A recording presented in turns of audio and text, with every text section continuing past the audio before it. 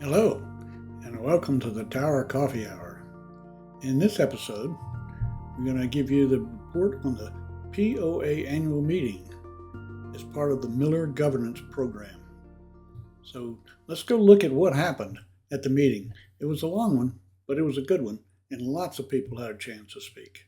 You don't necessarily need to have a seat, but thank you for your attention. I appreciate that. For those of you who may not know who I am, my name is Tricia McKinnon. I am the new Executive Director of the POA here at Mueller, and I am excited to be here. This marks about my 1 month time, just over a couple days of my 1 month anniversary of being here. Super excited to be here. When I came here, I was impressed, as probably many of you are, with your neighborhood and the community that has been built here.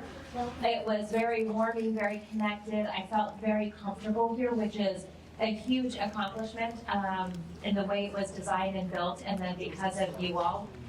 I was also greeted when I came here with a very dedicated team of employees, so that was really exciting for me to step into that as well. And most importantly, I think that what I have noticed as I have been able to participate in some of the community events and the committee meetings and the board meetings is how passionate that you all are. So I don't know that I have been involved in a community with so much passion. But I say that as genuinely a compliment to you all. I am very invigorated by that. So, I want to tell you real quick, just in case you are not aware, food and drinks is in the little kitchen area over there. So if you have not, please help yourself to some food and drinks, or any time throughout the night. If you feel like you need another snack, feel free to get up and help yourself. Restrooms are outside and down the hall there. So just so you are aware of that, in case you're not familiar with the building. Tonight's meeting will not have an open mic for you all, but that does not mean that we don't want to hear from you. So we have provided note cards. If you did not get one, they have them back at the table. Hopefully everybody has grabbed one or two of them at least. And when you have a question or a thought, if you write that down and then hold it up, we have a team of folks that are on standby, ready to come and collect those cards from you all. Okay, raffle tickets. Oh my gosh. Did everybody get a raffle ticket? Okay, good. Because let me tell you, you did not want to miss out on this. We have some very cool prizes, fantastic sponsors. And so you want to make sure to get your name in the hat for that. Speaking of our sponsors, though, I did want to take a moment to give a shout out to our sponsors, businesses and partnerships that we have that made this event so fantastic tonight. And without them and their generous contributions, we would not have our prizes for you all. So, real quick, if you don't mind, I'd like to let you know who those folks are. We have contributions from B.D. Riley, Chewy's Mexican Restaurant, Dish Society, Kirby Lane, Lila and Beth, Nando's Chicken, Texas Blooms, Urban Dirt, Vera Cruz, and I hope I say this right, Vara Pilates. Maybe? Okay. And our catering was by Tiff's Treats and Uncle Nicky's Italian Specialty. So, thank you for all of those guys.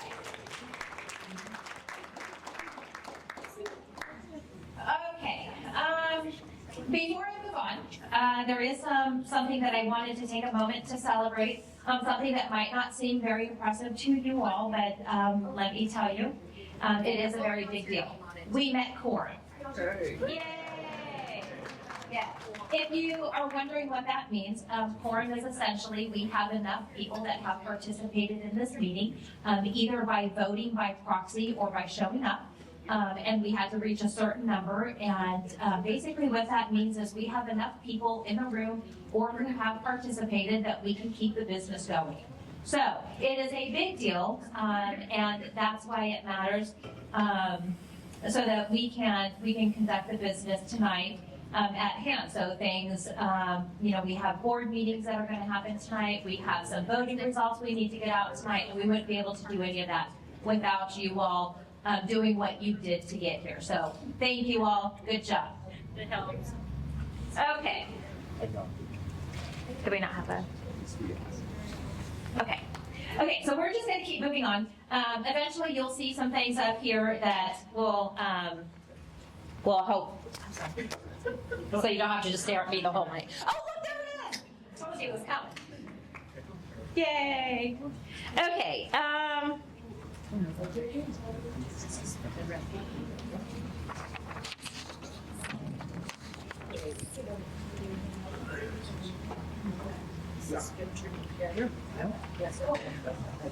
Yes. My turn. You want me to control it now? Okay.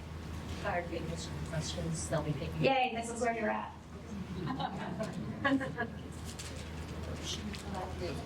Precisely. Anticipation is killing me. It's not working.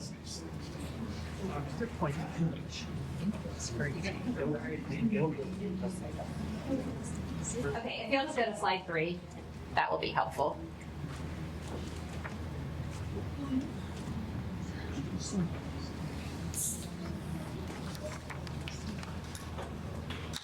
We already did the welcome. Okay, here we are. So the meeting agenda, tonight's agenda, it's pretty simple. We have some business to take care of, the mixed-use board meeting. We'll do some questions and answers, some raffle drawings. We'll have another master board meeting, a few more questions and answers, some raffle drawings, and then we close out the meeting with a developer update. So pretty exciting stuff that's coming up.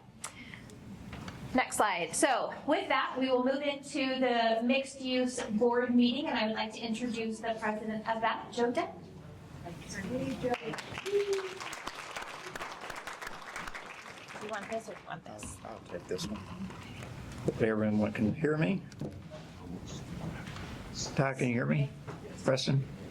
He's got a microphone. You gotta go look. Yeah, get a little, yeah, okay, a little closer. All right, there we go. All right. For those of you I have not met yet, my name is Joe Denton, and I'm the current president of the Mixed Use Board, and I welcome you all here tonight. I do want to call the Mixed Use Board to meeting to order, and I wanted to also to notify that I guess 10/21 was the actual notification that went out to the community regarding the annual meeting, and so that is our notification for the meeting. We do have quorum, and I want to introduce our board, Mixed Use Board. Tonight, Tim Pulaski is our Vice President. Tim, would you stand or wave your hand? And then Joe Freeland is our Secretary Treasurer. Then we have with us tonight Andrew Clements. He's the other outgoing member of the group. Andrew and I are both serving our term within this year. We also have Brian DeLiesel. He is our representative for the developer. And Michael Jones is our another director with us.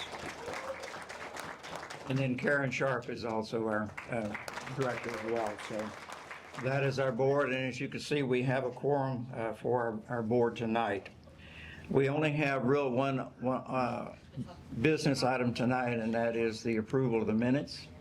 And board, I sent those minutes to you earlier this week, and I hope you had an opportunity to review those, because we haven't seen those since this time last year. So.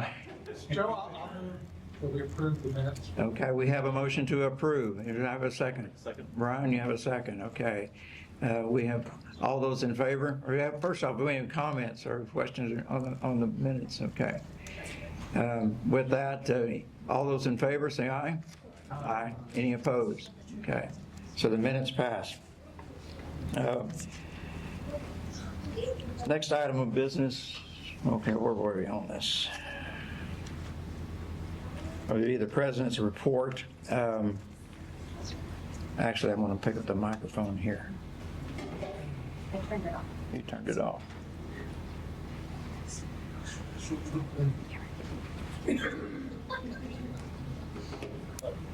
There we go. I'm technically challenged, so get over here so I can see myself what I need to be talking about. We had a total of 9 meetings for the Mixed Use Board this year. We did not have one in January, which was our meeting to actually have the board orientation. We met with the Cohere executives and our attorneys as well to get instructions on how we are to conduct business.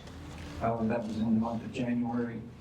So our first meeting was, actual meeting was in February. We did not meet again in June, which was, we had no business to attend to at that time, and we will not be meeting in December.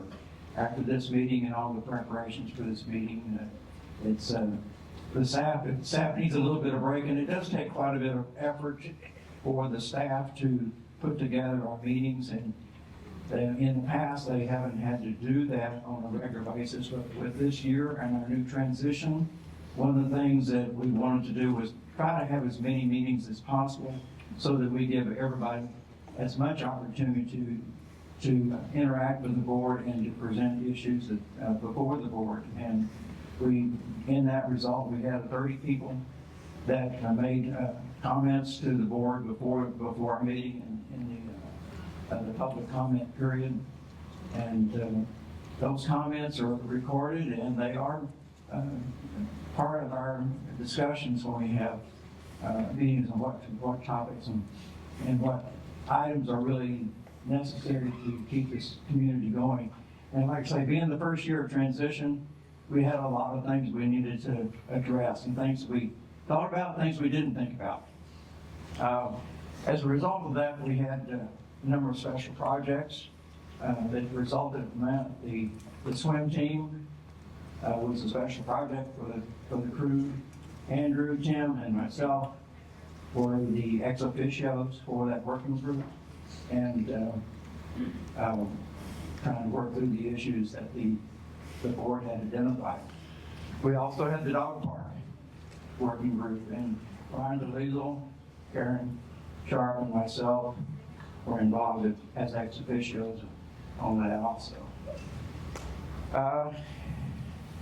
And then in October, we had the forum, which again was an opportunity for everyone to come together, and I think with over a couple of hours, we were able to talk through some topics that were of key interest to the neighborhood. I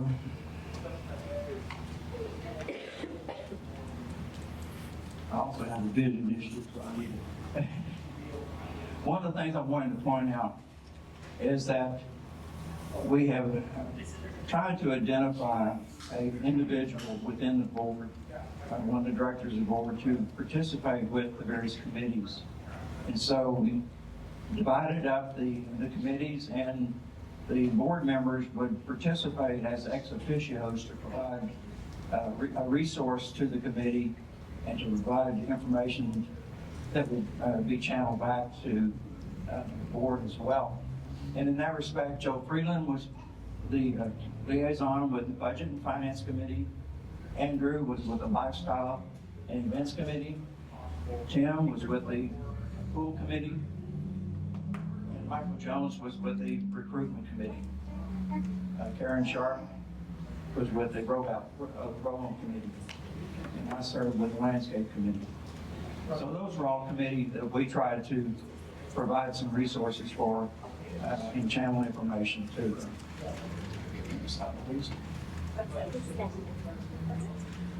That's it? The next slide. There we go. Oh, sorry. The board action. We did have, like I said, we had our first meeting in February. And of course, the first meeting in February, the first item was the swim team. And the proposal was for the swim team to, for the 2025 year, our current year, and at that time, the board, their action we took was to recommend that the master board deny for the 2025 season, and then to implement a working group as a special project to identify the issues that the board had identified. The Friends of the Greenway was another proposal that we had come before us. And I had to comment that, at this time, we going through the transition, we really didn't have a process. So we were learning as we were developing this. But we had a Friends of the Greenway project, the board did approve, recommend that be approved. And that allows the landscape committee and a lot of the residents in the neighborhood to work with the city of Austin to work within the greenways, and it helps form a bond between the city and our community in terms of our greenways around the park. Not the interior parks, but the parks around. The next thing we had was the Girl Scouts came to us with the duck feeding station, and we recommended that be approved also, but with conditions for some educational things that needed to be done in that facet. And they're working with the landscape committee in doing that. We also had one of the things that we had to do was to change some of the language in our job description, actually, and so that we did approve some changes for the director positions for the mixed-use board. And then we had the 2026 swim team proposal presented to us, and this, after another iteration for the community and to develop the proposal, they presented the proposal, and at this time the mixed-use board recommended that the master board consider and approve the 2026 proposal. We also had the off-leash dog proposal. This was provided to us in October, and at that time we basically said we want to have more information, so we voted to direct staff to do some additional research, to talk to some experts, get some more opinions before the mixed-use board would act on that further. And the two items that we addressed, but we have tabled for the moment, is the audio-visual recording policy for the community, for the association, and also the minutes and board documentation. Both of those items have been tabled with the instructions to the staff to provide additional information and recommendation from Cohere. So that's been kind of the summary of the action that the board has taken this year.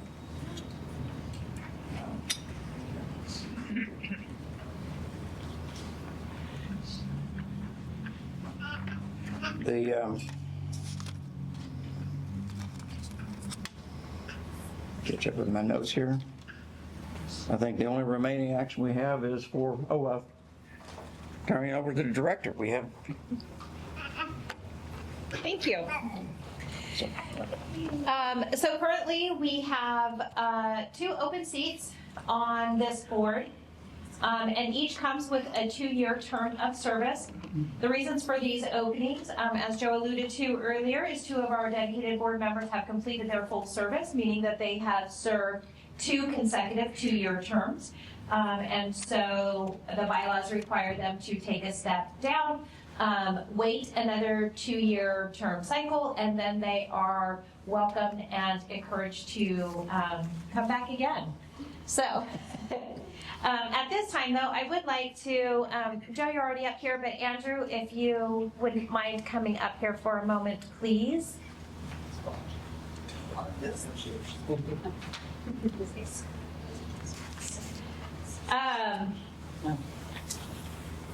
So we tried to figure out, how to recognize you all in what you did, and we could not find a gift that was big enough to express how grateful we are for what you have done.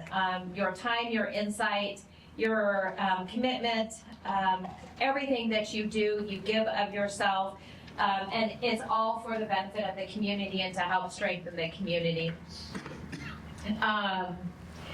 So we have a small token of appreciation. We hope that this serves as a reminder of how much we appreciate you, and we truly appreciate everything that you've done, and sincerely we thank you for your service. Thank you.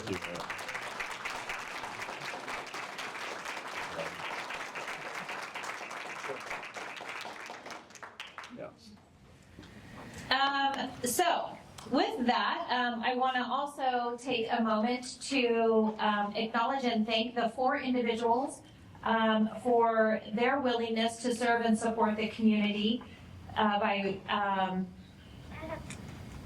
running as candidates for the vacant seats that we have now. The candidates are Meryl Foote, Ashley Jackson, Amanda Trevino, and Kaz Woda. Wait, hold on. Wigses. No. I swear I practiced this, but yeah, I'm sorry. Kaz, are you here? I apologize. Okay. How do you say it? Wait, Evans. Never would have got it. Okay. Yeah.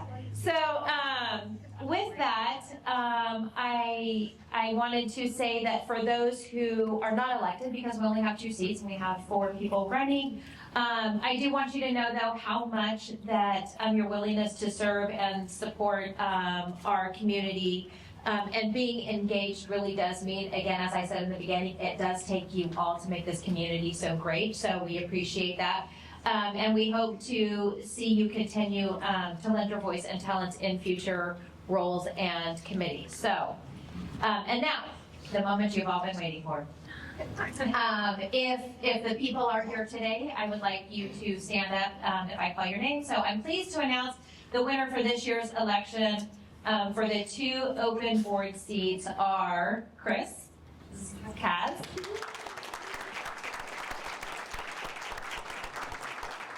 and Amanda. In the back. Here. So congratulations to you both. Okay. Thank you very much. And I wanted to comment that the candidates that we had this year were really all very well qualified. So it was a good year for the community, really, to have people that have been involved with the community and know the community and had the background and expertise that really I think will be very good for the going forward. And I thank you also for everyone that participated. The only last official duty I have is to call for an adjournment for the board. I move the rule. You're more than, okay, we have a motion to move. Who seconded? Okay, Michael seconded. All those in favor? Any opposed? Oh, okay. Thank you much. And thank you all for being here.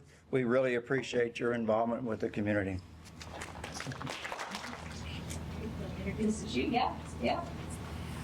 Okay, so next we will have the Master Association board meeting, and I would like to introduce the president of that board, Ms. Karen Sharkey.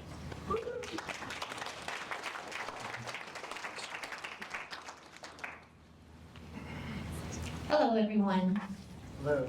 Thanks for being here. It's great to see so many people here for the annual meeting. It's really wonderful. We've had so many meetings this year and people keep coming out. I think that's so encouraging.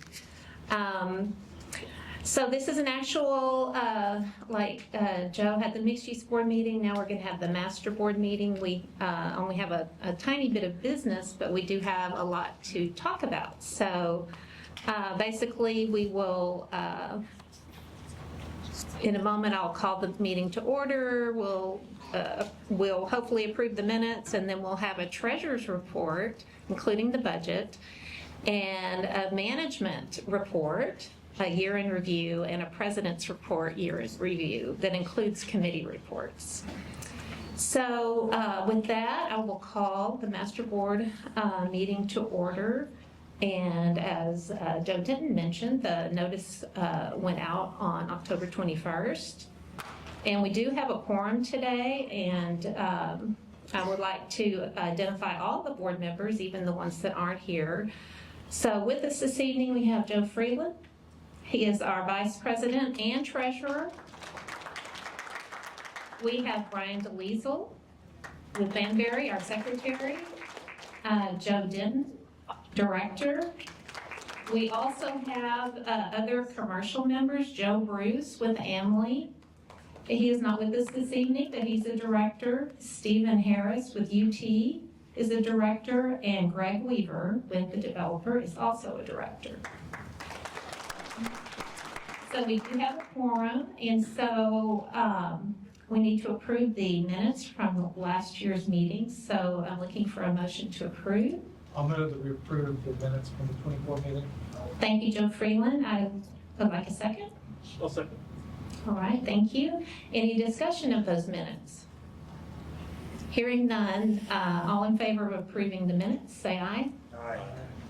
Okay, the minutes are approved. So now we will move on to, and this is corny, but I can't help it, I'm gonna say it. I would like to introduce the treasurer that we treasure. Joe Freeland does a fantastic job for the association. Thanks, Karen. Yeah, I'll see how boring I can make this part of the meeting. 25. So we switched from developer controlled to owner control in 25. We switched management companies from associate to Cohere in 2025. We replaced our executive director at Cohere in 2025. So we've had a lot of disruption and change this year, but I think, I don't know if you've come to any of the master board meetings when I give my treasurer's report, which Karen accuses me of making the bleakest reports possible. It's not that bad. So on the master side, and just so you know, this is a complicated neighborhood. So we have a bunch of budgets. We have the master budget, and the master budget really is all of the common property, not row home property, but common home property throughout the neighborhood. So that budget is administration of that, administration of other things, landscaping, insurance. Some of the insurance goes in there. So we have that budget. That's about a $5 million budget for 2025. And we're going to come in, I think, there were a number of problems this year. One, we under budgeted revenues. Two, we had unanticipated expenses. We had a storm. I don't know if y'all remember that. There was a storm. We had to respond. A lot of trees had to be hauled away. A lot of trees had to be replanted. We had a new management company come in. They thought they were understaffed. We agreed. We thought they were understaffed, so we increased staff. And so our expenses were higher than we thought they were going to be. Our revenues were lower, but at the end, I think we're going to come in fine for 25 on the master side. Like always, we just deferred something. So we kicked some landscaping on down the road for 25. So then we have, the next biggest budget we have is the row home special service area. And so that is the insurance, primarily it's just the insurance and the maintenance of the buildings and the landscape. So on that one, we had more problems. One, we had under budgeted the insurance premium, which was significantly increased in 25.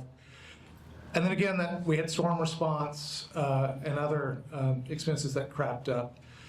Despite all that, I think we're going to come in only about $180,000 over budget, but I think we've got plans for dealing with that. But again, even to come in at that, we pushed off landscaping and some preventative maintenance until 26. We go to the next one. So we have even smaller service areas after that. Pool is a fairly big service area. It's about $300,000 a year. We're going to come in. Pools are lifeguards, operation and maintenance of the pools, and landscaping of the pools.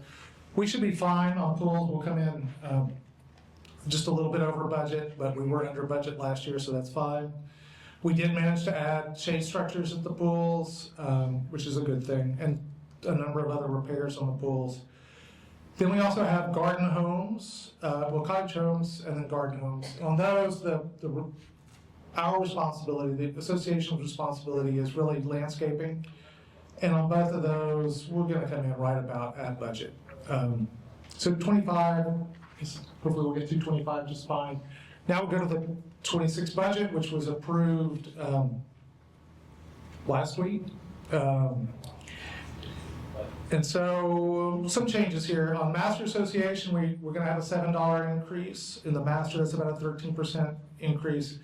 Really, that's to cover this additional staffing that Cohere has asked for.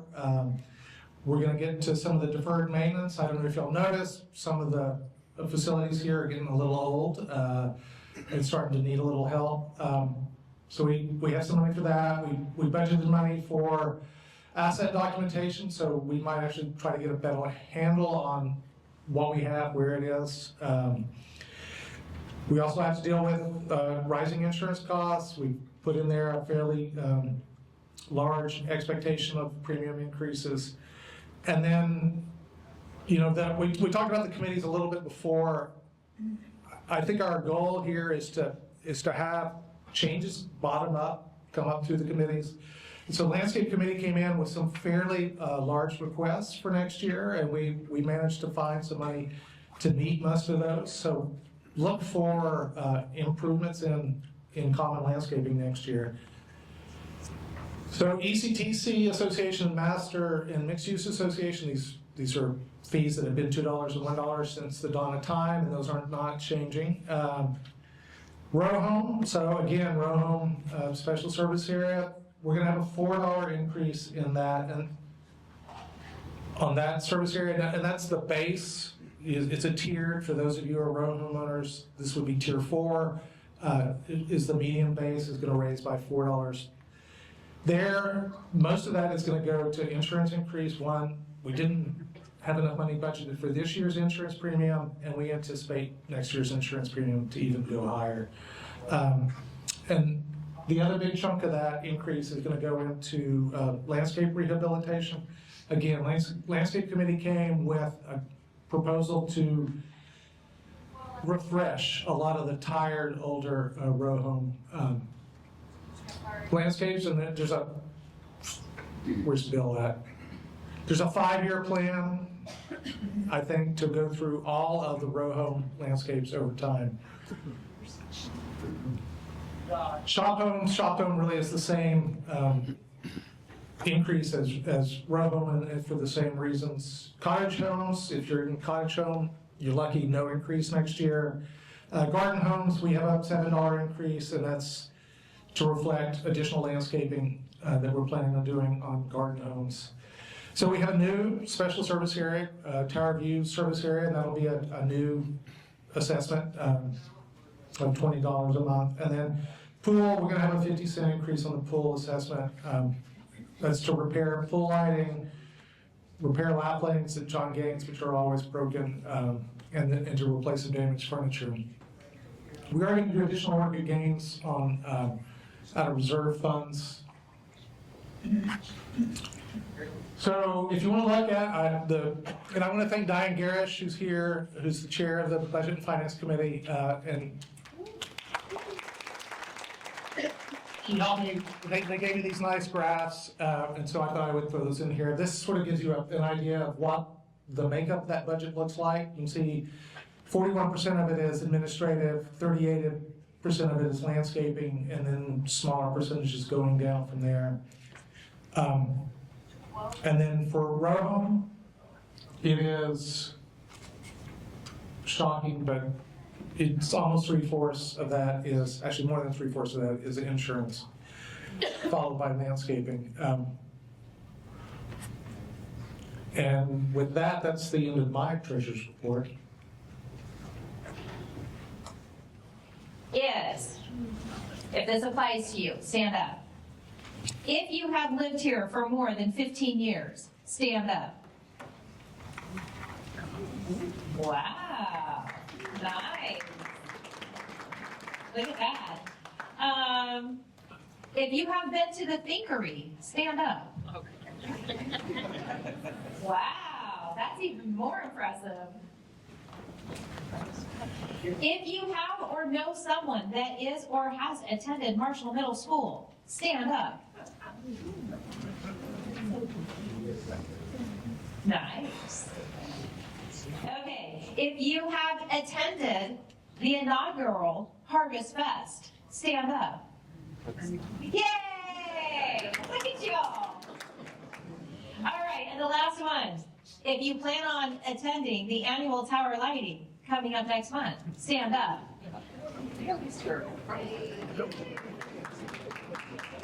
Everybody should be standing. Maybe you just don't know about it yet. Don't worry, you'll stand up when you find out about it. Okay, so with that, let's get to a couple of the questions.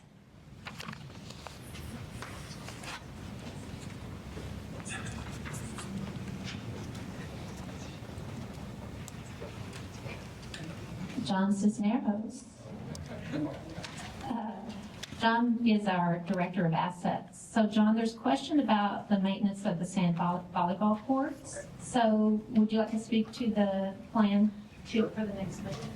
Sure. On the volleyball courts, in our 26 budget, we have allotted some funds there to replace all of the sand. So we're going to remove everything to grade, install a new geoliner, and install the special volleyball sand that goes back in its place. So that work, I think, is slated to be completed in the first quarter of next year.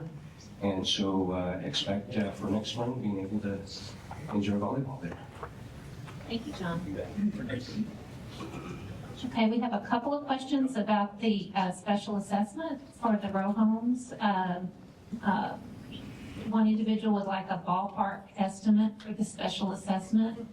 And a pretty large update went out today about, and yesterday about the process of negotiation with the insurance company to make sure that we get as much of a payout as possible. And we're also beginning to work on an RFP so that we can get the best contractors to do the work who'll give us high quality work, but at the best price. In between those two results, we will figure out what the special assessment is, but we won't know until early next year. It's a lengthy process, but it's good because you don't want us to settle quickly when we know that the insurance company's first initial report did not reflect all the damage. So that's part of this process and dance that the staff have been through numerous times, and Brian has been through numerous times, unfortunately. But in the latest update that went out, it said, initially we had said it could be as high as $20,000, the special assessment, but now we believe it will definitely be lower than that. But we don't want to throw out numbers because we don't have enough information to do that. Karen, How do you want to? just remind everybody that we do have a row home committee, and we want the row home committee to be involved in working out whatever the special assessment is going to be. And just as a reminder, that's an elected committee, and there'll be 6 spots open. I think that's right. Some number of spots open on that committee. Oh, These are 9 members. nine spots open on that committee. Thank you, Diane. And that election will be next month. And so if you care passionately about row homes and row home finances, which I'm sure all of the row home owners do, think about running for that committee.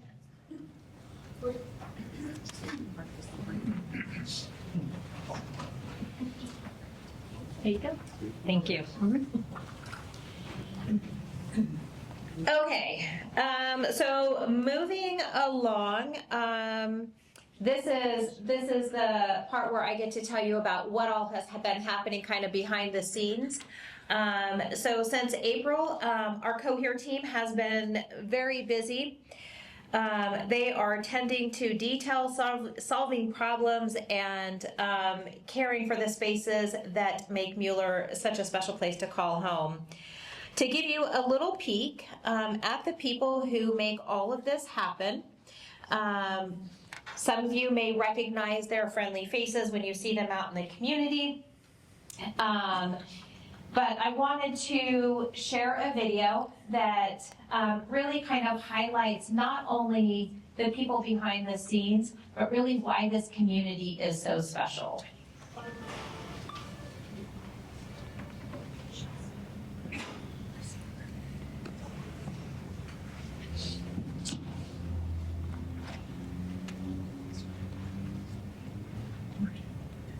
Hopefully we have sound.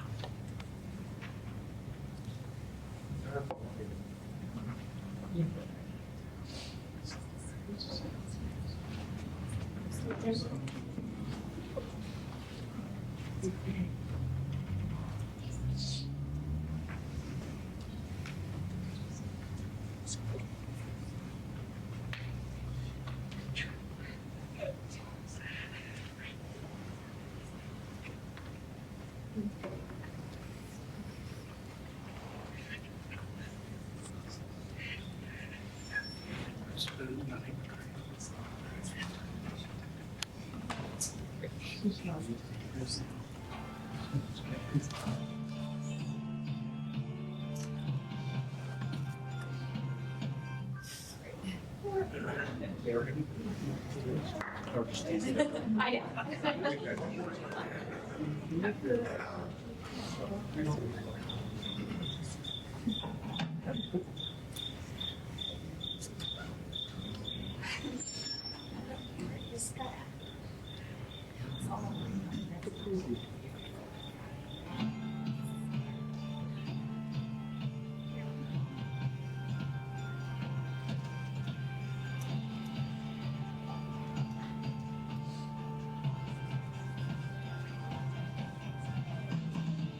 I want to live where the snow meets body, and let the sun wrap its arms around me. Make my skin and water cool and cleansing.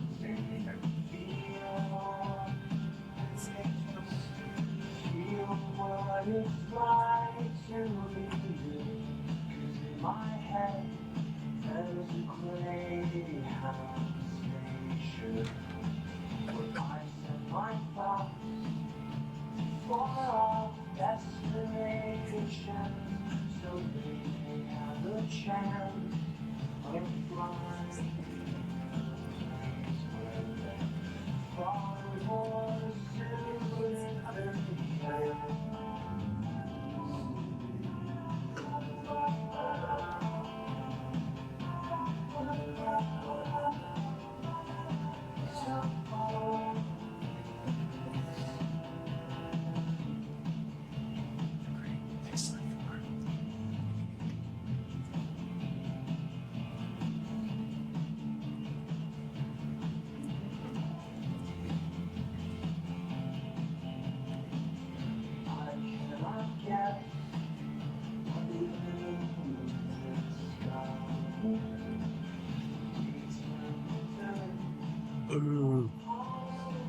My shovels behind my filthy hands can wash my nose, and not one speck will remain. True, the devil knows nothing of emotions. If the silence makes you, I hope it takes me to be. The power of the ocean, you're the others and ours. A melody softly soaring in my atmosphere.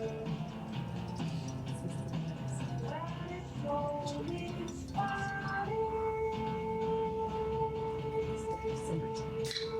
when it slowly inspires, slowly inspires.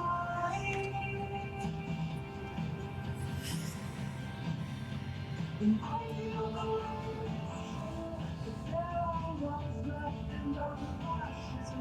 If the silence makes you, I hope it takes me to.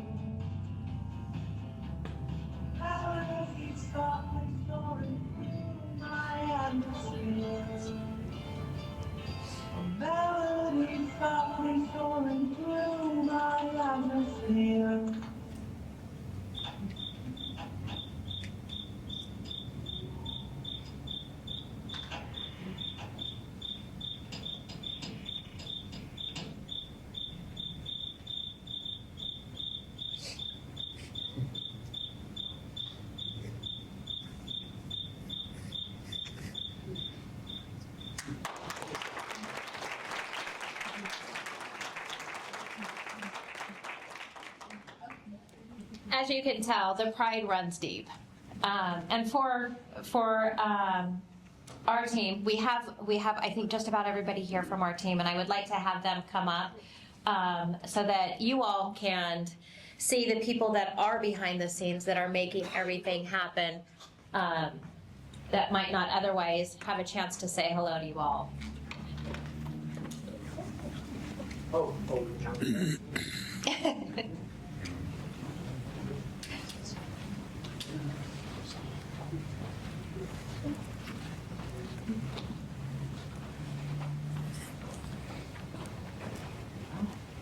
So this is the Cohere team. We have our accountant down at the end. John is director of assets, so pretty much everything outside of here that you see. We have Giovanna, who is going to be cultivating our compliance program. And then we have Josh and Andre. Andre's on that side. Okay. And they're the ones outside making everything looking beautiful for you all. We have Lindsay, who's communication, so the stuff that you get in your e-blast and things like that is Lindsay. We have Angela, who is our operations director.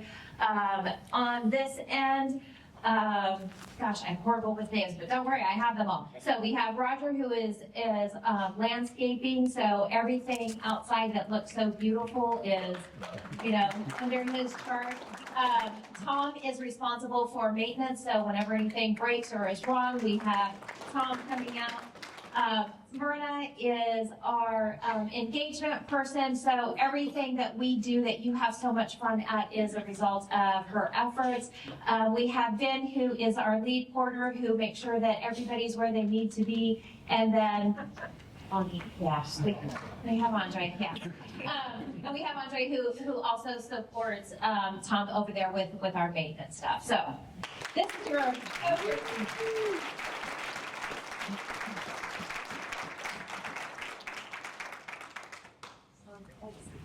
right.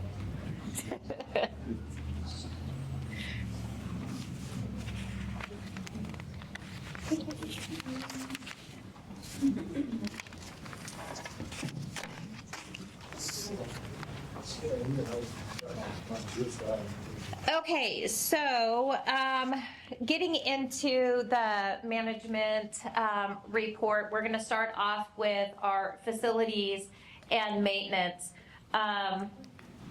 One of the big questions that we know about and that's weighing on everybody's mind are those that have been impacted by the storm who live in the row homes.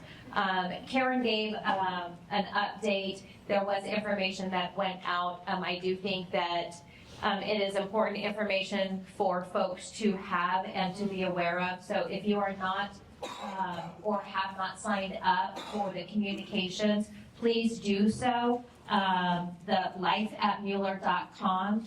Please register for that. I know with some of the communications that have gone out, I believe today alone, signed 30 more people up so that they would be able to receive this information. So we are happy to help you all with that, if that's what you need. Insurance moves slow. We're sorry about that. We're going as fast as we can, though. But just know we are working behind the scenes, as Karen mentioned with you. We're working through the numbers that we got. We're renegotiating those numbers. We're going back out, re-inspecting, making sure that everything was captured to benefit you all. Again, Karen mentioned the assessment that we originally put out there because that's what we knew could be a worst case scenario. That number is coming down and we're continuing to work to drive that number down for you all. So we don't have that yet. That will be next year. In the meantime, though, we are still doing things to help folks the best that we can in this situation and making repairs that need to be made in lieu of waiting for the insurance number and doing things that we can to support you all. Oh yeah, they did mention that there is row home vacancies, so anybody that has a passion for insurance, landscaping, things of that nature, join the landscape committee. You can see the stats up here. Our team has been busy. And this past year, there's a lot of new things going on and improvements that have been made. I think one of the biggest ones that we had were some of the restrooms. Those have been improved greatly. We went through and installed new doors on those and painted them. And as you saw, it is really a priority to keep our amenities clean and pleasurable for you all to go in and use them, as well as the visitors that come into this neighborhood. Operations and landscape.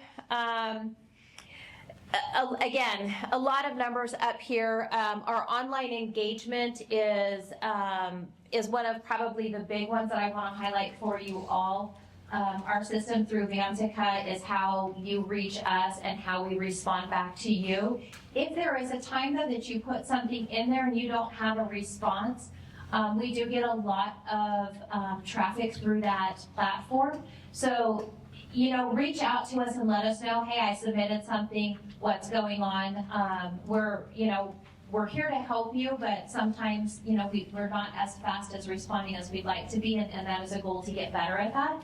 So we do love the engagement and the feedback from you all in how to make that better. But again, it is not intentional if somebody does not respond back timely. So.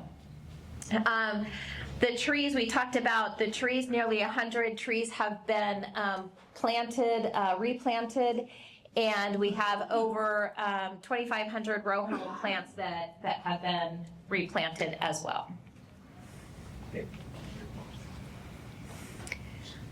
As we mentioned, for our engagement and communications, we had a great inaugural Harvest Fest.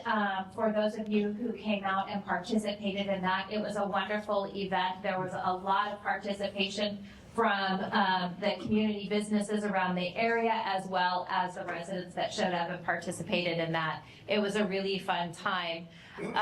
We have our lifeatmueller.com, which is the website that I just shared with you.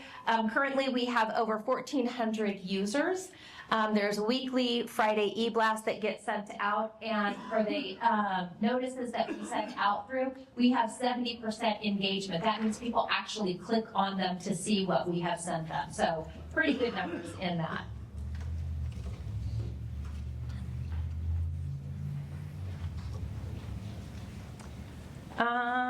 Okay. That's it. That's pretty fast. Thank you, Tricia.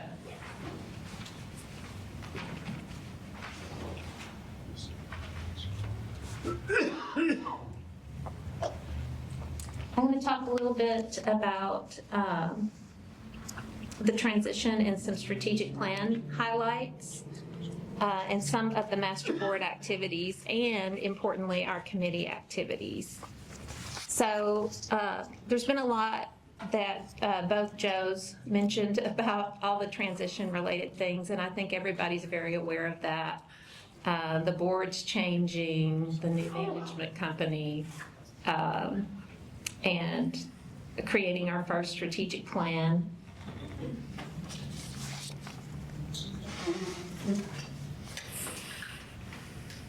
Can you go ahead, Tricia? Oh, I'm so sorry. That's okay. I kept waiting to see if it was going to change. And so those are the major things, but then some of the more major things were the swim team proposal and the dog park pilot proposal and things like that, they're just things that came up from the community. And so we have had a lot of different changes and things to adjust to this year. I do want to talk a little bit about our board structure. A couple of the question cards that I held were about this. This shows our board structure and our committee structure. And so the mixed use board that Joe Denton is the president of is one of the two sub-association boards. There's also, and it's primarily a residential sub-association. And on the other side, on the same line is the ECTC, or commercial board, and that's Employment Center, Town Center Board. So that's all our commercial owners. And so those sub-associations, the mixed-use board is now a majority property owner, but the commercial board is still primarily, it's developer majority. And at some point that will shift. And at some point, I hope we have an annual meeting that includes all three boards. And we might have to hold it at different times to accommodate commercial owners too, but, so we're still doing just the master and mixed use annual meetings together, and the commercial board or the commercial association is having its own annual meeting later in December. But at some point, it'll all sync together. And so the sub-association boards appoint people to the master board to represent them. And the master board has both representatives of the residential and the commercial side. So that's kind of how that three-board structure works. And most decisions are made at the master board level, like the budget or final policies and that kind of thing. But sub-associations make recommendations to the master board on those items.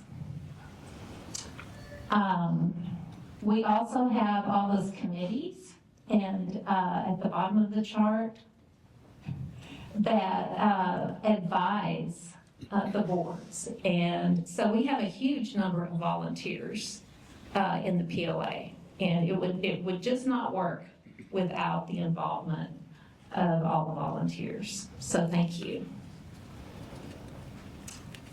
And now, I wanted to just briefly talk about the strategic plan.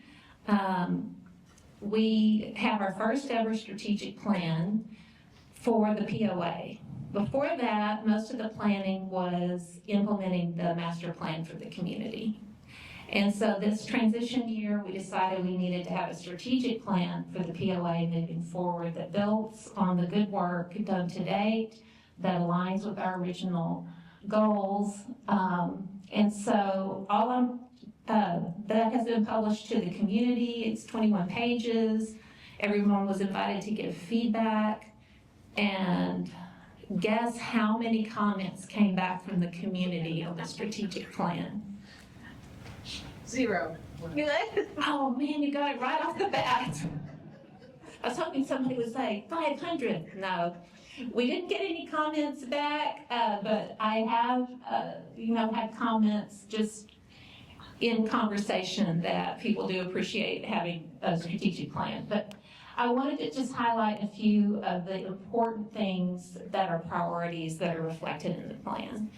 This governance and planning area of the plan, one of our biggest priorities that we will start on early in the year is evaluating and making recommendations to improve the governance and insurance structure of the row home service area. Clearly, the insurance industry has changed, hasn't just affected us, but is not working for our row home service area. It's just gotten too expensive.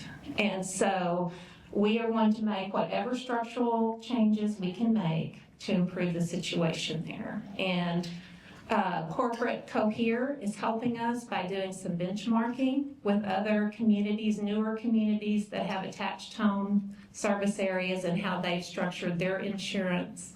And this is a high priority.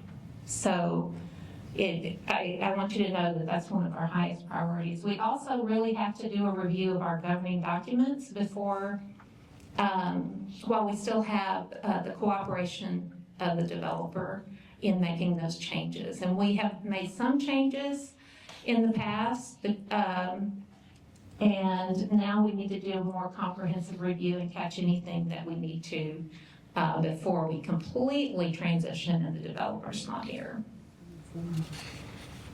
Next. I want to let you know that John Cisneros' objective for community assets is complete control over the span of operations. And he loves that tagline, and it really is nice, and so I like to say it. And one of our key measures there is member satisfaction with common area upkeep. And implementing that system that Joe Freeland talked about, so that we have documentation associated with all our assets in a GIS system. Also, our organization talent is so important, maintaining a skilled, motivated management team. And the number one measure there is our member request response rate. How quickly can we get back to our members? How quickly can we respond to requests from the association members? So that is a key measure that we're going to be tracking. And then employee satisfaction as well, which is also very important. Next, financial responsibility. We have to balance affordability with the need for quality. And so the higher quality services, the higher quality landscaping does affect the budget, of course. So it's finding that right balance of having an acceptable level of quality while keeping affordability in mind. Next. Community engagement, one of our key measures there is having an annual community outreach prior to finalizing the budget. And we did have a community forum this year, and we will have some kind of annual outreach every year. So just a quick, I'm not going to read all this to you because I can see that it's time for prizes and questions and answers again, but we didn't do a drawing? No, not yet. Oh my Let's do a drawing right now, because you've got some great prizes. And we don't want people to start leaving and not get a chance to get the prizes. Okay. Who's doing the drawing back there? Okay. Do you need me to talk about something? Nope. Okay. Nope. We're gonna do. This is our first online person. Okay, we have a question? Nope. No? Nope. Oh, okay, so this is, sorry. This is for the first prize that we are giving away. The first online prize, so there were different sections. If you voted online, you got entered into a drawing, and then when you showed up, you got entered into another drawing. Cool. So the winner is Genevieve Countryman. Yay! Is she here? No. What Are you gonna bring up more? What did she get? What did she win? Well, so she gets whatever the people here didn't pick. That doesn't sound great, Tricia. But they're all amazing they're prizes. all amazing prizes. Yes. though. Yes. Okay. So I think Myrna, do you have the first in-person drawing ticket? Yes. 355220. 355220. Yay! Helen, that's Helen Walker. Helen Walker, congratulations. What did she win? Yeah, what'd she tell me? I don't know. Very suspenseful back there. Okay, Myrna, do you want to do one more in-person drawing? Oh, yeah. Oh, yes. We're here. We're big four. 24160-126. For Gustavo. Yay! Do you know what this is? I don't. Okay.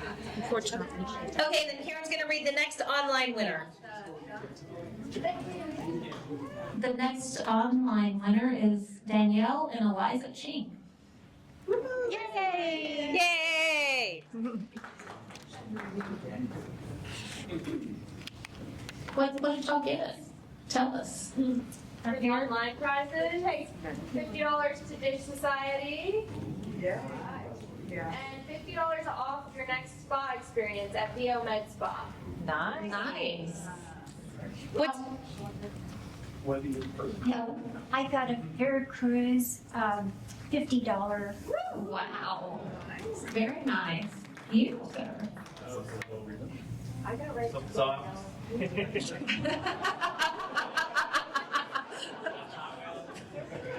So they were broken up into two communities. You actually get both. Yeah. Nice, nice, nice. Okay, do you want to do one more just online to get it? Okay, one more online, Michelle Wallace. Yay!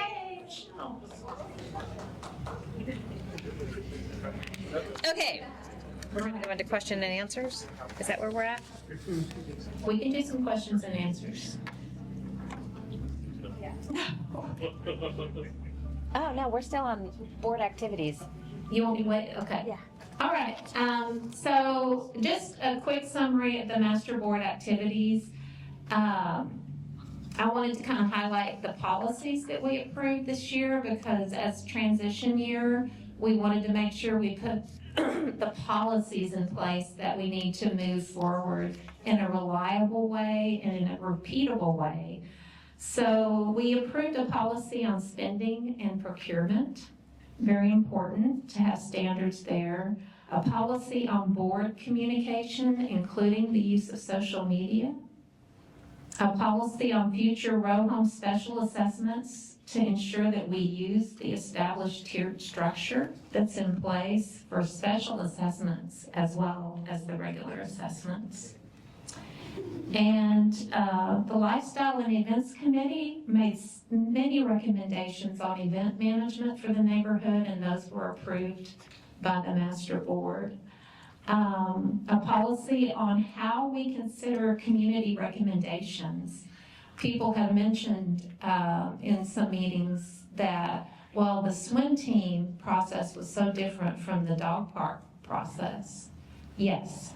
So we didn't have a standard process for considering community recommendations, so now we do. Also, a revised collections policy and a policy on conflict of interest for board and committee members. We met, we had the orientation in January. The master board met every month except as of now, we don't have a plan to meet in December. We alternated the day and evening times, and we had 60 people who spoke at those meetings. We also approved a lot of items. We approved things that were recommended by, sometimes that were recommended by the Mixed Use Board, the partnership with Friends of the Greenway. We also approved some things like contracts, the lifeguard contract, the website maintenance agreement, a bid award for a metal roof replacement, the shade structures for the pool. We were approving monthly financial reports every month and any committee appointments. We also were really glad to get a memorandum of understanding executed with the Mueller Foundation to make it easier and clearer on how the POA and the Mueller Foundation collaborate and where we need to have process handoffs and make sure that we put that in place so that it didn't depend on the individuals to remember how we're supposed to coordinate. And so we're very excited about that. We also approved a civility pledge that is aspirational for the community. You know, with all the changes that we've been through and with the terrible microburst storm and all the damage in the row homes, there have been a lot of things that people have been passionate about, upset about, concerned about. And so that civility pledge was just to take a moment to think, whenever our passions get high and we begin to think it's us versus them, to remember that it's all us. That's all there is. There's us. There's the community, there's the management company, even the developer. All working together. And I think, you know, this community can be the best community in the country. I think it already is. We have the potential to always be that way. We just have to be really intentional about that. So I was glad that we could take a minute to acknowledge that. We did approve the revised swim team pilot proposal with some conditions, and we approved the POA strategic plan. So do you want to do some questions and answers now?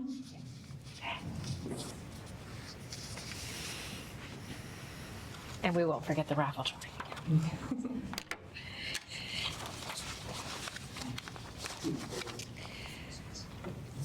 Okay, so we have quite a few questions and answers, but before no, we'll do the questions and answers first. One of the questions that we were asked was about the sidewalks and the condition of the sidewalks. I want to let you all know that we are aware of this issue, and the mixed-use board has started working on a plan to engage the city. There are steps that we need to follow in order to get the city's involvement and support in making some of those repairs for us. So just to let you all know that we are aware of those. We agree that they are, a lot of them are quite dangerous, and so we want to have the city's involvement with that, and we have started that process with them. One of the other questions that we received was an online question. And this question is, Brian will go into more detail about this question, but it talks about a sidewalk on the vacant lot at Zach Scott's area over there by the tower. The sidewalk improvement will occur when the development occurs. That's usually how we get those improvements. So that's the short answer to the sidewalk question. But again, Brian will go into more detail on those developments.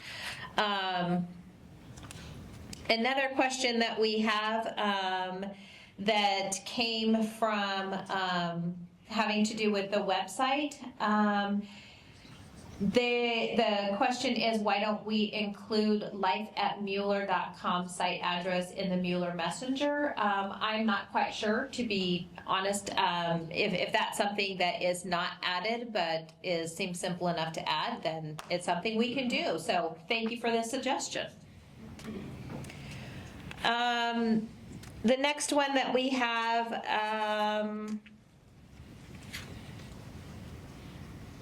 the budget. When will the budget be posted? We, as Karen said, just approved the 2026 budget, and so that will be posted by the end of the year so that everybody will have access to that for the new year.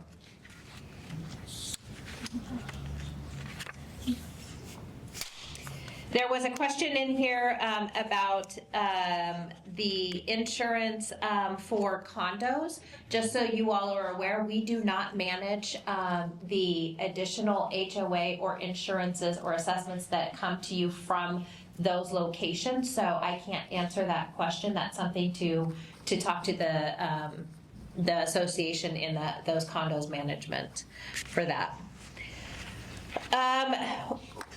The question for this one is, why do we have to identify ourselves when submitting a concern or a complaint against a property that might be out of compliance? The system itself, you have to register your name. It's part of it. You have to sign up and use your account to submit things. Even though your name is attached to that, your name remains private. It is not for anybody else's viewing. Nobody gets that. Is that not what it is? That's not what it says on the website. It says you may be identified when you report. You may be, go back and read it. So I'll look into that for you and see what that means. It is not the intention, though, to identify anybody. It's, we're not going to knock at your neighbor's door and say, your neighbor here wants to complain about your weeds. So I understand the hesitation with that. So it is not our intention to share people's names, but it might just be a legality thing that, but I will look into that more for you. Okay, so those were some great questions. So the next part. Did you all have your red and green sparkly pipe cleaners and are wondering what that's for? Yeah, it's time for that now.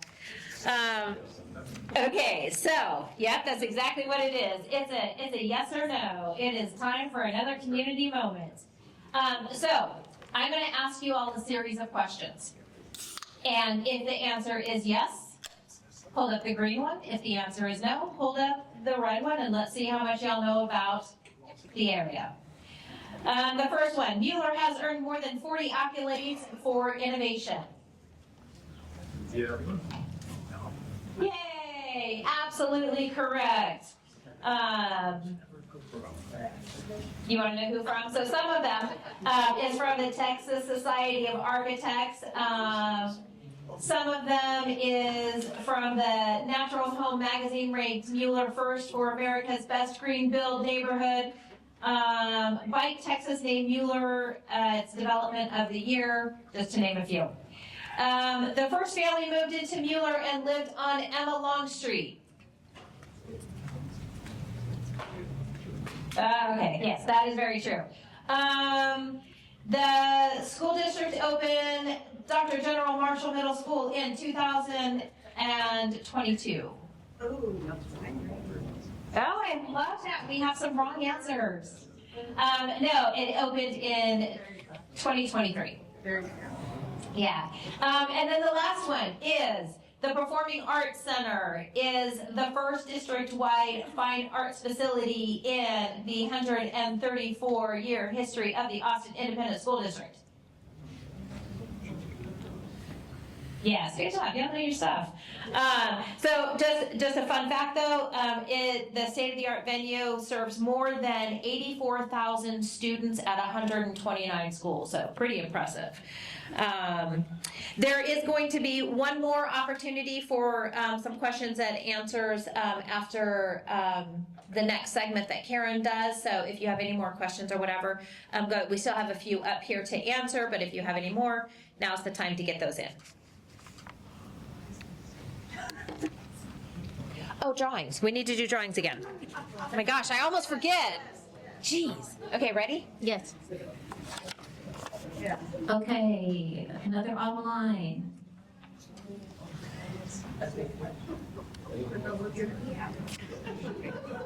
I'm sorry for mispronouncing this name. Govindraj Sandeep. Yeah. Yep. Yay! And then the last one. And Paul Nagito.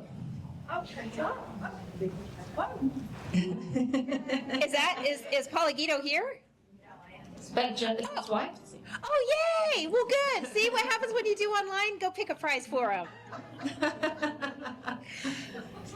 And then, Myrna, are you ready to do our last few in-person ones? Yeah. Yes. Yay!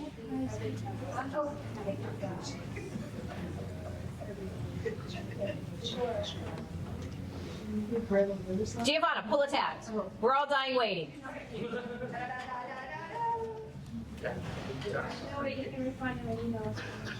355202. Darn. Sorry, Shivers. Okay, I'll do that. If they left, do we draw again? Must be present to win. Andrew says must be present to win.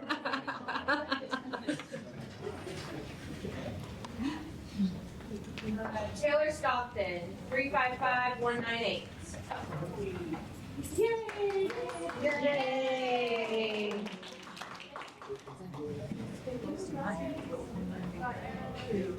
Is that it, or do we have one more? We can do 2 more. Okay. How about there's flowers on the table? Are those going to?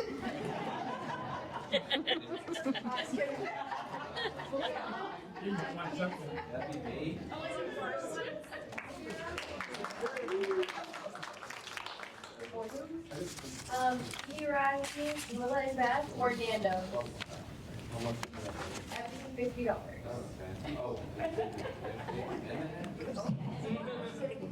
So that's think about it. I had classes, not too. Put them on right now. Okay. So we'll go into the detail. Wait.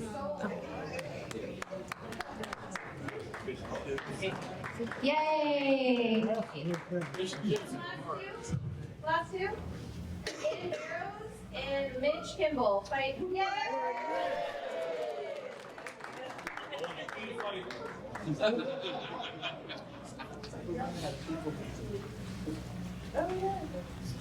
All right. Let's hear it first. It's gonna be Nando's and Melissa. Was that the last? The last of the prizes? Yeah. That's sad. So now I have to be extra exciting, right? To keep your attention. And so we do have some very important updates from committees. And I want to highlight the work of the committees. So if you would put the Budget and Finance Committee up there. Oh, it's already up there. Okay, so the Budget and Finance Committee had to work really hard this year because we transferred management companies. And there was a different way of doing the accounting and the budget layout, and there was a lot of work that went into that this year. And so Diane Garish, thank you for being the chair. And do we have other Budget and Finance Committee members in here to recognize? Thank you so much for being on this important committee. Yeah, raise your hand high. And we added new representatives. Oh, there's Kelly. Yeah, for representing more row homes and condos. And so really glad to have those additional representatives on that committee.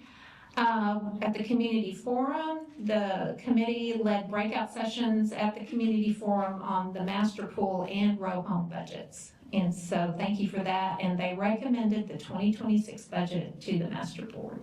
So thank you for your work. Let's thank them all. Yay! The row home committee led by Kathy Sokolic. All right, Kathy. Yay, Kathy. They met a lot this year, and they had recommended and voted to endorse that all special assessments would also be in the tiered structure moving forward. They worked with staff to address major issues during the microburst storm and repairs. And they're working on a preventative maintenance plan for row homes that includes repairs from the storm. And also they recommended that the board remove interior insurance coverage on row homes. And I know that that's something that was very popular at the community forum, unanimously popular with the row home owners who attended the forum as well. So thank you, row home committee. Would you raise your hands if you're on the row home committee so we can acknowledge you? Thank you. The landscape committee chair, Mitch Kimball, right here. Mitch just won a prize and now she gets applause for being the landscape committee chair. They developed the Friends of the Greenways Partnership Agreement. They work closely with Cohere and Urban Dirt to address a lot of major and minor maintenance issues and make landscape improvements. They provided budget recommendations that really addressed some critical needs, and they were accepted by the POA Budget Committee. They held 3 It's My Park days, a couple of work days, and a walk and learn day. And they're continuing to work with Siglo to create a stewardship plan for the greenways as well as for the interior parks. Would you hold up your hand if you're on the landscape committee so we can thank you? Thank you so much. And I heard the landscape committee has fun. That's what I heard. I heard they had really fun meetings. But probably not as fun as the Lifestyle and Events Committee. Alan Campion, are you here? Alan is not here. The committee welcomed 2 new members, and they made recommendations. As I said before, the master board approved their policy and practices recommendations for events. And they assisted the POA in hosting the Mueller Harvest, and they collaborated with POA employees to recommend an engagement budget. Are members of the Lifestyle and Events Committee here? Thank you so much. We have now the Mysterious Modifications Committee that we try not to identify their names because they're doing important work, and once their names get out, they find no peace in the neighborhood. So, but they did a lot of work this year. There was a big backlog of applications for modifications at the beginning of the year, and they have worked that down and made a lot of progress. So thank you to them. Yay. And then the pool committee chair, Amanda Trevino. Yay, Amanda. Of course, the very popular shade structures, approval and installation, collaboration with the swim team, and finally working with the swim team to get the pilot program that could be approved. And that was a big accomplishment for all involved. Completed a successful lifeguard season and added the John Gaines filtration system upgrade to the 2026 budget. Thank you, pool committee. Any pool committee members here? And then recruitment committee, which is chaired by Diane Garish. Thank you, Diane. It seems that her name is on the chair of 2 committees. It is. She is chairing the recruitment committee and the budget and finance committee. So I think we're going to have to create a new Volunteer of the Year award, which we don't have at the moment, but hey, let's make it right here on the spot. Diane gets the award.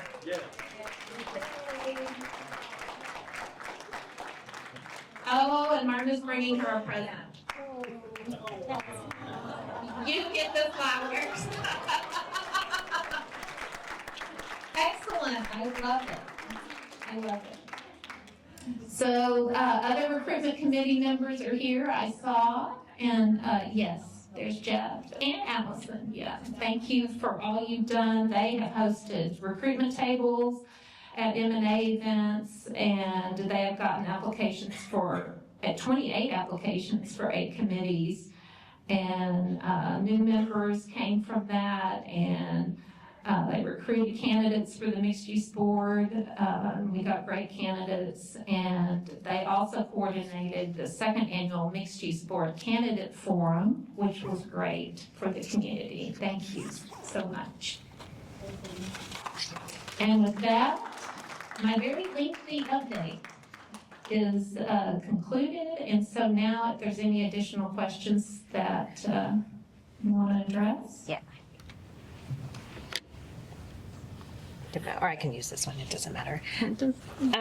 Okay, so just real quickly, we'll get through a couple of more. There are multiple questions in here that I've not been able to address specifically, but we will write out all of the questions and put a response online to the questions that we did not have time to get to. There are a couple of questions, though, wanting to understand about the type of replacement material that's going to be used when we replace the damage from the hailstorm. That is something that we are considering and looking at. We're going to do a price approach to that. You know, what's good, what's better, what's best.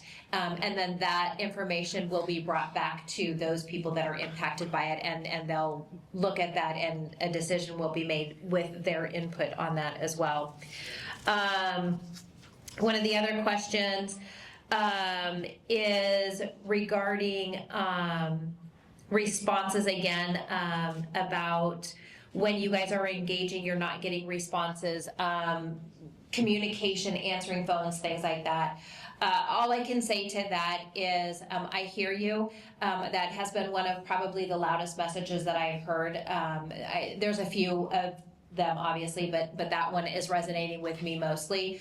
And our goal for 2026 is customer excellence, and what can we do to elevate your customer experience? So that is something that is going to be addressed and focused on in the coming year. Not to say we haven't started now, but more so, right? So. And then the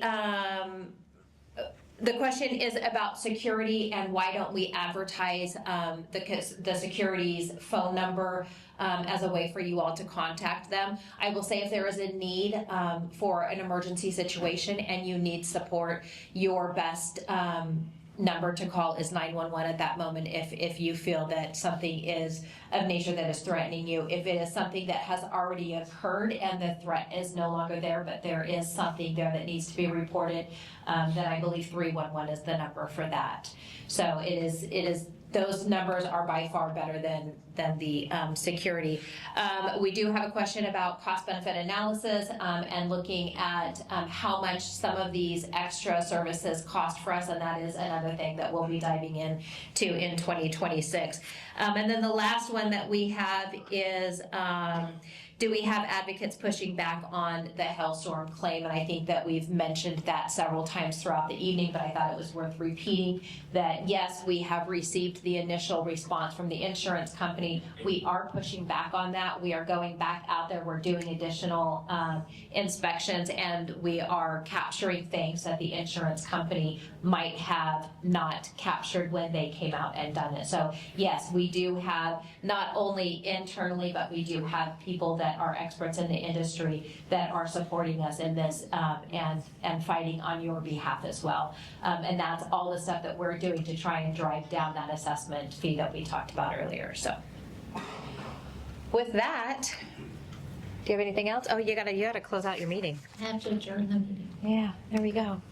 So I know you were hoping I had more reports, but I don't.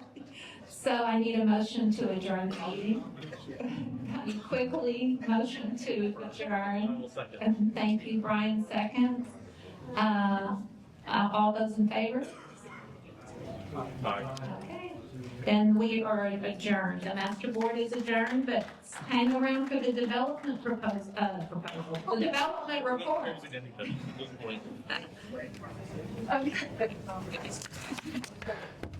Hi, everyone. I realize that I am the barrier between here and Netflix or Peacock or Hulu or whatever you're watching, so I'll try to be brief. Great, thank you. I'm putting that up there. So I'm going to go off script for just 1 second to say I hope that if there's one takeaway that you have from this meeting is that doing this POA, however we say doing it, managing it, operating it, planning for it, etc., it's a lot of hard work. Just putting together this meeting alone and putting together the voting structure is hard work. All of the board meetings that take place is hard work. All the harvest festival that took place, the responses to everyone after the hailstorm, all of that is huge work. And so you've probably heard this analogy before. Just like the ducks that are in Lake Park, you see kind of a duck swimming along. You don't see the feet below that are moving quite a bit in order to keep that duck moving forward. That's what this team is doing. The board, the committees, the staff. And so I just want to take a moment to just recognize one more time. Please, a round of applause for everyone who works on the POA. They've done incredible work this year, especially with the hailstorm, especially with all the transition that's taken place. So thank you all for that. And thank you that I'm no longer the board president. With that, let me go into real quickly. So again, my name is Brian. I'm responsible for marketing and communications for the development on behalf of the developer, the master developer, and the city of Austin. And you've heard our name, Catellus, for a number of years. Just this past year, we've spun out from the Catellus office, the Austin office has. And so we changed our name briefly to Arterra. You may have heard that name for a hot minute. We had some challenges with that name, and rather than fight those challenges, we decided to change our name again. So we're now Banbury. But if you refer to us as Catellus, that's fine too. I know it's a lot of change this year. This is one more change to add to it. The other thing I want to mention real quickly, I know that a lot of questions are going to be to me related to what's happening on X lot. Whether it's over by the tower, whether it's at 51st and Berkman, et cetera. And the quick answer for you is, I don't know, or we can't talk about it. There are, at any given moment, there are people who are interested in developing that. We work very closely with them, but they're in various stages of development. I'm hoping perhaps before the end of the year I can talk about the site that's near the school. And then there's another site that's across from the school and across from the Jordan, kind of that triangular piece. That's going to be a high-density residential space, and hopefully by early next year we can talk a little bit about that. But otherwise, unfortunately, I can't really address any of the vacant lots that haven't been developed yet. But they are in various discussions at this point. So what I am going to do today, though, is talk a little bit about kind of by the numbers. And give you some numbers that you may not have seen before or seen in a while. I'm not going to go through all of this, and we will make this presentation available online. But we estimate about 15,600 people are now living at Mueller. That's based on not census or voting information. That's based on some calculations that my team puts together. X number of people per household that we have here. And then we have about 5,900 or so homes, apartments, and condos in this community. We have 11 apartment complexes just in Mueller alone. The 12th one is Amley Central Park that's in construction right now. That's going to be about 650 units. It'll be the largest community when it's completed at the end of 2026 or 2027. We have now over 1,000 row homes. And then we have about 700 affordable homes and condos and another 860 affordable apartments. So lots of density here in this community. In terms of infrastructure and sustainability, we are now completed all of our parks. 140 acres, or 20% of all of Mueller's space, is dedicated to parks or open space. And then we have 12 named parks at this point. This is a new number for you. The number of roads or miles of roads that have been built. This is not something that we have historically tracked. But what I essentially did is I went to one of those websites, applications where you can map out your jogging plan and then kind of see how many miles it is. So I did that for every road. It does not include the alleyways, but we've got about 19 miles of roadways, and therefore we have about 38 miles of sidewalks just in this community alone, because we have sidewalks on each side of the street. That's a lot for a community like ours. We have 35 or so public art pieces. That includes the 15 art pieces that are the sunflowers along I-35. It includes the 2 art pieces that HEP built when they built their grocery store, as well as the one that they donated to the Thinkery. And there's smaller pieces that you may not have seen, like the gates at Ella Wooten Pool, for example, are actually art pieces that were done by an artist. So we have quite a bit of public art in this community. We have 27 LEED certified buildings, and if you don't know what LEED is, that is a designation that's done by the U.S. Green Building Council. And the entire community, in case you're not aware, is actually LEED certified, and we are the first in the state and the largest in the world to get that designation. So we're really proud of that. Next. So we estimate about 11,300 people work at Mueller. On top of that, 15,600 people that live in Mueller. You may have seen or experienced a little bit of extra traffic in the community because of all the more people that are now living and working here. We estimate about 130, maybe a little bit more employers are here in this community, and that of course includes everything from Ascension, Seton, and Texas Mutual, and Teachers Retirement System, and HEB, kind of our major employers, but also includes every small retailer, Banbury, the home builders, etc., all located here. We estimate about 3.5 million square feet of commercial space. That includes everything from Dell Children's to the offices to the retail space. And then we get this question a lot. The master development agreement between the developer and the city required us to make a good faith effort that 30% of the businesses in the town center would be local. And we have well achieved that. About 75% of the businesses in the town center are actually local. But then we've also calculated just across the entire community, and we're about 63% local. So we're very excited about that as well. I mean, now about 65 eateries if you count the 6 different restaurants that are inside HEB and the food trailers as well. Good. Next slide. Whoops. Oh, there we go. Up there. So just a quick, so we didn't have a whole lot of development take place this past year. There's lots of reasons for that. A lot of it was economy related, but we did have some things to celebrate. We did open the Roger Levon Taylor Senior Plaza over by the tower earlier this year. Hopefully some of you got a chance to attend that. We also opened an extension of the trail on the north end of the property at Berkman and Tilly. There is an extended trail by the Austin Film Studios called Ten Hill. It has a beautiful little bridge. If you haven't had a chance to go by there, it's really a nice space. We've done, the project did some additional landscaping and we dredged the ponds. That was all communicated in the newsletter. I encourage you to go back and take a look at that if you have questions on that. We also installed signage in each of the named parks to help people understand the background of the people who were named after in English and in Spanish. Both Rivette Tower, which is the Ryan property on the southern apartment complex, and then Amley North Park also opened this year.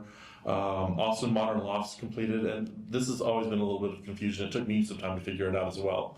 In-Town Homes actually has two projects in Miller. One is on the south end, closer to the tower. The one is on the north end, closer to the Performing Arts Center.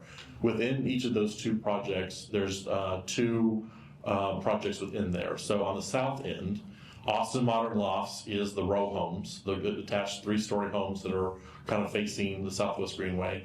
And then there's Concourse, which is the stacked traditional condo project building that is almost directly across from the tower.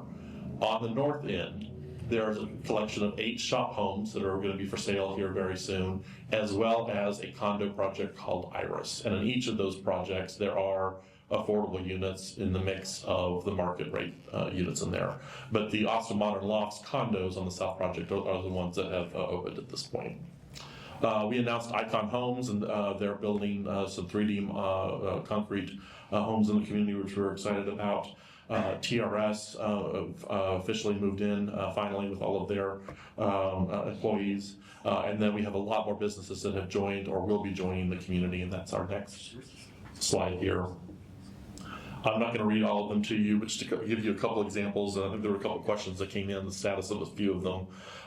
So Buddy Bear is the new children's clothing and gift store that's owned by Lila and Beth. So they a local business where the owner actually lives in Miller, was able to expand into the community. Chasing Indigo is also another, it's a jeweler that's located in Amley Branch Park.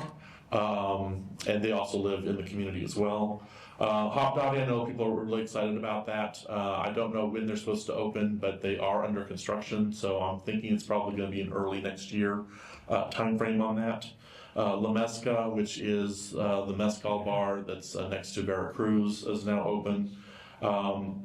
We don't know a lot of details on this yet, but I'm sure you've all seen the banner sign on the south end of Berkman for the market at Miller. That's supposed to have coffee, wine, I think some small stuff that you can purchase there. Don't have any details of when that's supposed to open, but we did hear from the developer that that is a kind of signed deal, so we're excited about that. We're just waiting for more information there.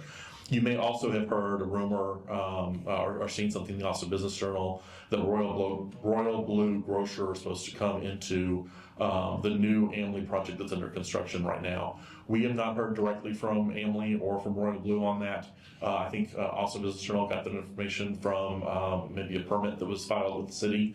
So we think it's going to happen, but we don't know for sure. So that's why they're not technically on this list yet. We've opened a couple new food trailers. One of the questions was kind of happening to that Halcyon space. We haven't officially announced it because they haven't officially allowed us to, but we know that they've been talking out in the community. Thoroughfare Bakery is actually going to be taking over the Halcyon space. Thoroughbread is a local business out in South Austin. It's very, very popular, and so they're taking the kind of the next location and putting it here in Halcyon. And then Merit Coffee is going to be in the corner of here at the TRS building. That would be Aldrich and Simon, I think. Yes, so they're under construction right now. I don't have a date for when they're supposed to open. Go to the next slide. And this might be a little difficult to see on the screen with the lighting, but again, you'll be able to see this online. This just kind of shows you what the airport looked like in 2003 without any development and how much development has happened since then in 2025. And one of the things that I always like to point out, and I'm not sure if I, kind of borrow the pointer real quickly. See if the laser works. Yes. Let's see if I'm orienting myself correctly. This is the first section of homes that were built back in 2007, 2008 time period. And you kind of see this here where the trees have now started to get much taller and start to kind of build that canopy and start to look like the rest of the neighborhood surrounding Mueller. And that's what we hope, the intention for the rest of the community. So give it time, we'll have a lot more trees growth in the community. And then my last slide, I promise. Stop it. Oh, I have it now, so I guess I'll do it. And we'll leave this up here in case anyone wants to take a picture of it or write down this information. A lot of this information will also be in the newsletter tomorrow. This is just kind of an update of some of the events that are going on. And there's a lot actually going on this Saturday that I want to make sure that you're aware of. First off, the last KUTX concert in the park for the season is tomorrow night. But then on Saturday, we have Cyclovia is doing an event here in Mueller. Just to make sure everyone is aware, they have shut down, or they work with the city to shut down some roads, I think, around the school. So just be prepared for that for Saturday morning. The Mueller Neighborhood Association is having their yard sale, and the fall sale is then. Austin Studios Tour begins, if you're not familiar with that. That is an artist tour that takes place all over the city. But there are several locations in Mueller, so if you want to kind of learn about some of the local artists, you have an opportunity to kind of visit their studios. Again, there are some in Mueller, and you can go online to see those. And then just as an FYI, the offices for the POA are closed for Veterans Day this Tuesday. But the big item is there in the amber there, the tower lighting is returning. Even though the developer is no longer doing the tower lighting, I've been to every single one of them dating back to 2004 or 5. It's been a long time. We're now turning that over to the POA team. They're going to do a great job with it. That is on the 2nd of December, beginning at 5:30. Mayor Watson is going to come and flip the switch for us this year, so we're excited about that. Karen's going to say a few words that I don't have to say anymore. And that's it. So hopefully we will see you there. It's a really fun event, and I hope everyone will join us for that. And that's my update. Thanks, Brian.